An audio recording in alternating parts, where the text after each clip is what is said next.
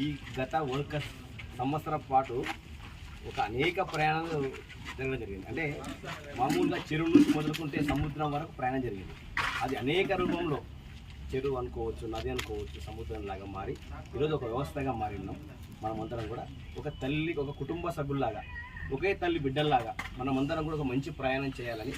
భవిష్యత్ తరాలకు మంచి నాయకత్వాలు ఇవ్వాలనే ఉద్దేశంతో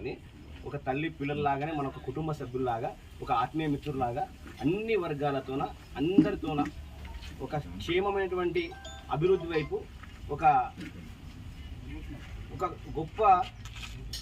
ప్రణాళిక వైపు సమాజము అద్భుతమైనటువంటి ప్రతి ఒక్కరికి న్యాయం జరిగే ప్రయాణం వైపు మనమందరం కూడా ముందుకు వెళ్ళాలనే ఉద్దేశంతోనే ఓన్లీ నా కుటుంబ సభ్యుల్లాగా మీ అందరిని స్వీకరించి మా తల్లి బిడ్డలాగానే, మా అన్నలాగా, మా తమ్ముళ్ళలాగా, నా కుటుంబ సభ్యుల్లాగానే మిమ్మల్ని అందరూ ప్రేమించి